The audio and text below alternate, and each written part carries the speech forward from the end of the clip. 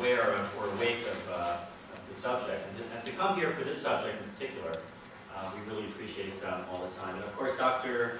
Lee and Angela, who we met back in 2006 when NetCal was first starting. I happened to be in Los Angeles, and I stopped by on the 8th day program. Is that it? Yes. So it's really great to see the evolution of NetCal into your 4th class. Mark and I are going to talk about a subject which we think is really gaining traction now in the Korean American community over the last 10 years, I would say. I've seen a remarkable amount of awareness and just sort of participation in the political process, a lot of interest at a minimum. We hope in this session, hopefully the next hour and a half to 2 hours, to really make it a much more of a practical and sort of a lot of storytelling about the experiences that Mark and I have had. Collectively, we were just adding up the years. I know we look relatively young, but we were surprised that collectively we have more than 30 years of experience in national American sort of public affairs or politics. That is mostly on the Mark side. But, nonetheless, we appreciate this opportunity to talk about this subject. We're going to really tag team and really focus in on subjects that just in our observations about where the Korean American community are, both the strong opportunities that we have and some of the challenges that we face as a community, where we think the community could go. So the goal here is pretty simple. The goal is very simple.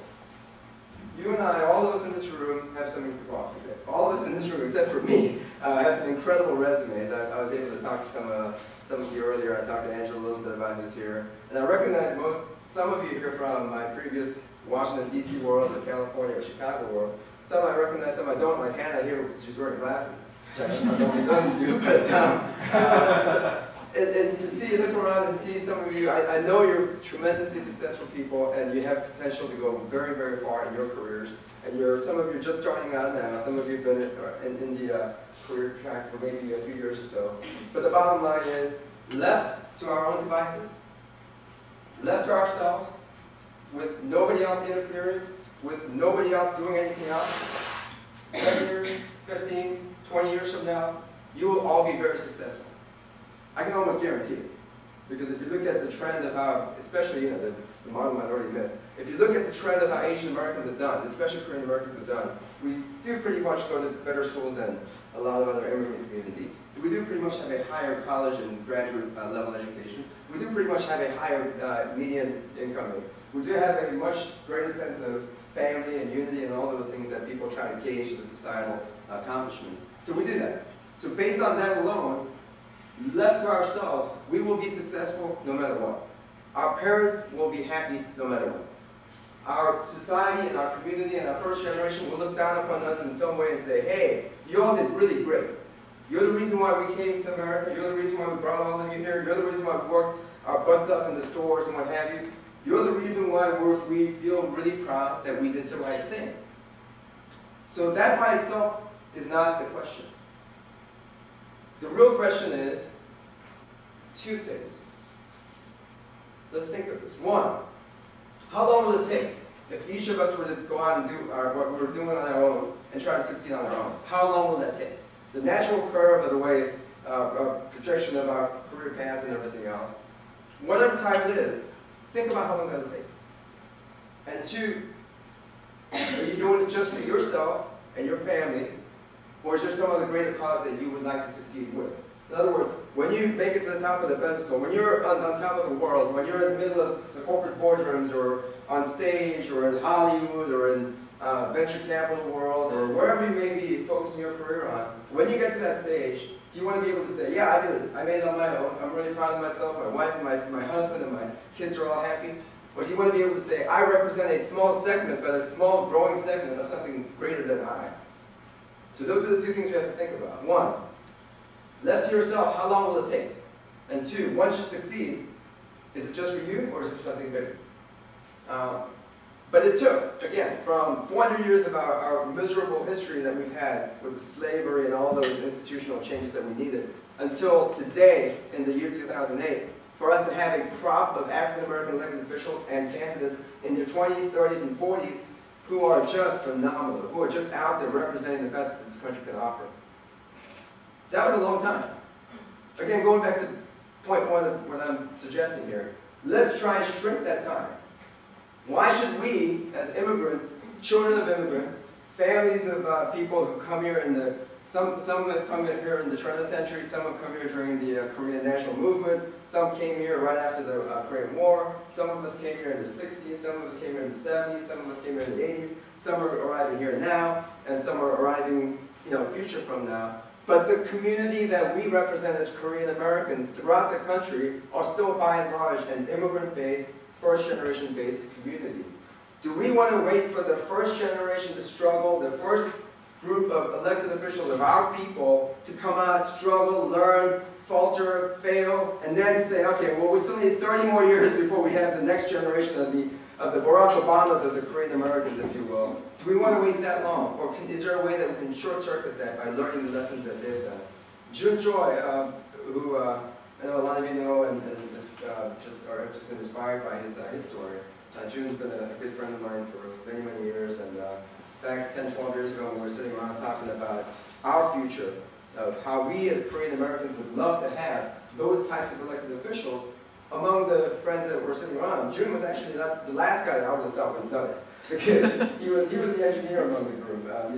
There were a bunch of us like John Bay and others who were the political guys who were already working in political fields. We said, yeah, you should run for this, or you should run for that, you should do this. Jun, oh yeah, Jun could maybe write good talking points for us. He's a PowerPoint guy. Yeah, he's an MIT guy. But anyway, so here he is. He's kicking, and doing very well for himself. But the idea that somebody like a Jun Choi, who represents reform, who represents progressivism without being a left-wing, whatever, who cannot be caricatured. In fact, his campaign is all about the fact that he defeated a caricature, as you remember from the Jersey Boys, and the incident when they tried to make him into just nothing but a racial candidate who's trying to cobble together the racial votes for himself. He kicked that establishment's, and he won, and now the establishment is coming to him because not only did he win for himself, but 2 years later he defeated every incumbent that was in the city council, replacing with his own slate, and so now he's playing party politics the way they had been playing for a long time, but with a different agenda, different purpose, which is to serve the people once, as opposed to serving their special interests. And so Jun has done exactly what we would like to see happen in the post-partisan, post-racial, post-political world of politics. The idea is, rather than sit around and say, okay, this great idea, great concept, 10 years from now when we get together, let's talk about this again. It's what are we going to do between now and the next time we meet, whether it's today, next week, next month. Are we doing something to further our goals? And if so, we need something more concrete than this. So these are some ideas, some organizations that have been out there among Korean Americans, but and frankly, I'm getting a little burnt out. I feel like I've written a lot of papers coming up with themes and strategy, the Public Policy Institute, the Leadership Development Center, the whatever foundation. We've sought grants from all these organizations and corporations, and sometimes they'll write us a big check, sometimes they won't write us anything. Ultimately, it just becomes a struggle.